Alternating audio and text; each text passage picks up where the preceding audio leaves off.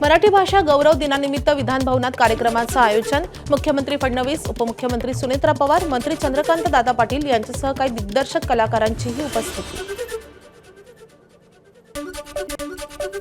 मराठीच्या मुद्द्यावरून विधानसभेच्या पायऱ्यांवर विरोधकांचं आंदोलन. मराठी भाषेला अभिजात दर्जा केवळ कागदावरच मिळाला असा आरोप करत विरोधकांची सरकारविरोधात जोरदार घोषणाबाजी. काही लोक फक्त मराठीचं राजकारण करतात. नाव न घेता मंत्री उदय सामंत यांचा ठाकरे बंधूंना टोला. तर मराठी न येणाऱ्यांना मारहाण करण्यापेक्षा त्यांना मराठीची गोडी लावायला हवी अशी प्रतिक्रिया.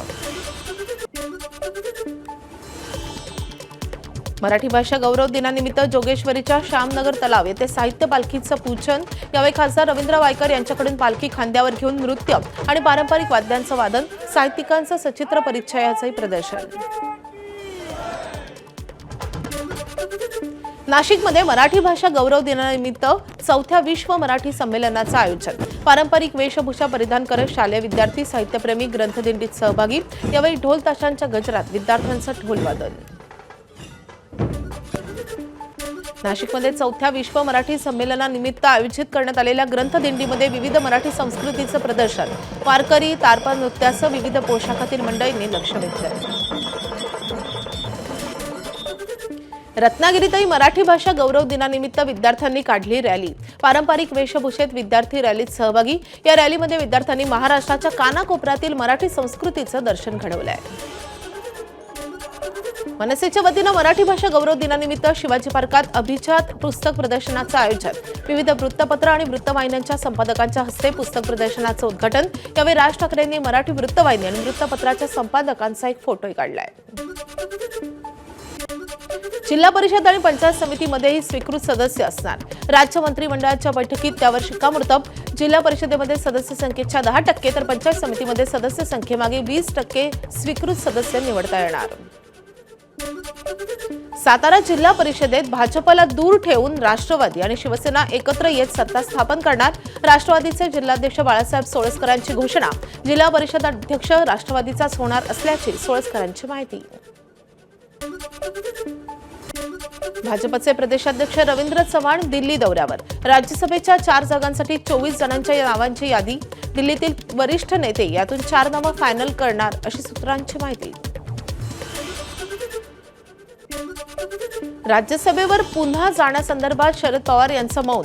पवारांनी भूमिका स्पष्ट न करता मवियाच्या नेत्यांशी चर्चा करण्याचा सल्ला आपल्या पक्षातील नेत्यांना दिलाय, सूत्रांची माहिती. राज्यसभेची उमेदवारी मिळण्याआधीच ठाकरेंच्या शिवसेनेत उमेदवारीवरून जोरदार रस्सीखेच.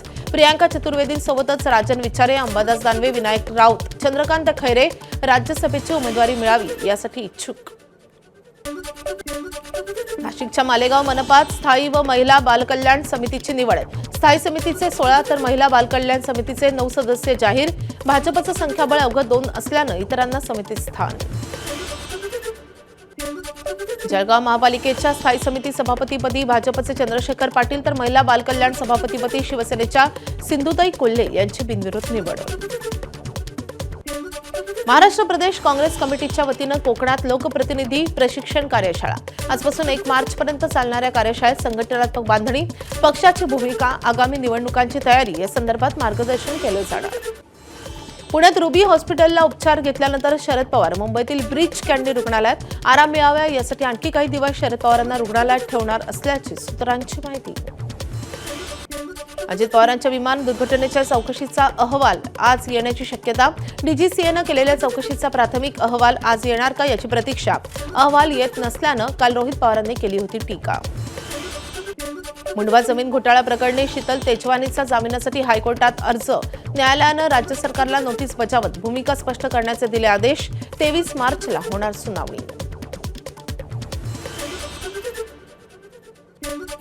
मराठी लोकांनी उत्तम दर्जाचा डेटा तयार करावा. राज ठाकरे यांचं मराठी भाषा दिनानिमित्त आवाहन. तर जास्तीत जास्त प्रमाणात समाज माध्यमांवर मराठीत व्यक्त व्हा असंही आवाहन. भंडाऱ्यातील बाळ विक्री प्रकरणाच्या सखोल चौकशीसाठी एसआयटी गठीत. एसडीओपी यांच्या नेतृत्वाखाली 10 सदस्यांची एसआयटी चौकशी करणार. डॉक्टर नितेश वाजपेयी यांच्या रुग्णालयात 2 बाळांची विक्री. आतापर्यंत 6 जणांना अटक. नागपूर रेल्वे स्टेशन परिसरात कचऱ्याच्या ढिगाऱ्यात आढळला नवजात बाळाचा मृतदेह. कचरा टाकण्यासाठी गेलेल्या महिलेला दिसलं बाळ. पोलिसांकडून घटनेचा अधिकचा तपास सुरू. बदलापूर पुन्हा आदरलं. स्कूल बसमध्ये अल्पवयीन विद्यार्थिनीचा विनयभंग. बस चालकानं विनयभंग केल्याची धक्कादायक घटना. पालकांच्या तक्रारीनंतर गुन्हा दाखल. तर बसमध्ये कोणतीही महिला मदतनीस नसल्याची गंभीर बाब समोर. नमाज पठण प्रकाराची मालेगाव महापालिकेकडून गंभीर दखल. मनपाचे वीज अभियंते अभिजित पवारांचं निलंबन. विभाग प्रमुख म्हणून बेजबाबदार वक्तव्य केल्याचा ठपका. खंडित वीज पुरवठ्यामुळे लोकांनी केलं होतं मनपामध्ये नमाज पठण. छत्रपती संभाजीनगरमधील बनावट नोटांच्या प्रेसवर नाशिकच्या मालेगाव पोलिसांचा छापा. मुख्य आरोपीला अटक. 500 रुपयांच्या 200 बनावट नोटांसह मुद्देमालही जप्त. ठाण्यात कळवा येथे आणलेला 123 किलो गांजा जप्त. गुन्हे अन्वेषण शाखा युनिट 1 ची कारवाई. कारसह 30,91,000 रुपयांचा अंमली पदार्थांचा साठा जप्त. 2 आरोपींना अटक. मध्य रेल्वेच्या भुसावळ विभागामध्ये धावत्या ट्रेनमध्ये विनाकारण अलार्म चेन खेचणाऱ्यांवर 426 जणांवर कारवाई. 1,46,000चा दंड वसूल. जळगावच्या बांभोरी परिसरात वाळू माफियांवर धाड. जवळपास 150 पोलीस आणि अधिकाऱ्यांसह भल्या पहाटे कारवाई. जवळपास 50 ते 60 ट्रॅक्टर आणि डंपर जप्त. पहाटेच झालेल्या कारवाईमुळे वाळू माफियांचे धाबे दणाणले. जळगावमधील भुसावळ तालुक्यात वरणगाव येथे गॅस एजन्सीच्या गोडाऊनमधून भरलेल्या सिलेंडरची चोरी. फरार आरोपींच्या विरोधात गुन्हा दाखल. शोध सुरू. पिंपरी चिंचवडमध्ये 20 रुपयांसाठी मित्राकडून मित्रावर हल्ला. धारदार शस्त्रानं वार केल्यानं तरुण गंभीर जखमी. आरोपी तरुणाला अटक.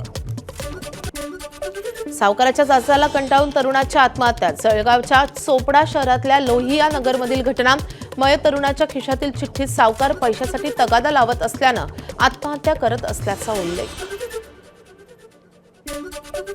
अभ्यास करत नाही म्हणून आई रागावली. या रागातून 15 वर्ष अल्पवयीन मुलाची आत्महत्या. जळगावच्या जोशी कॉलनीतील धक्कादायक घटना. प्रथम कटारे असं आत्महत्या केलेल्या मुलाचं नाव. एबीपी माझा, उघडा डोळे बघा नीट.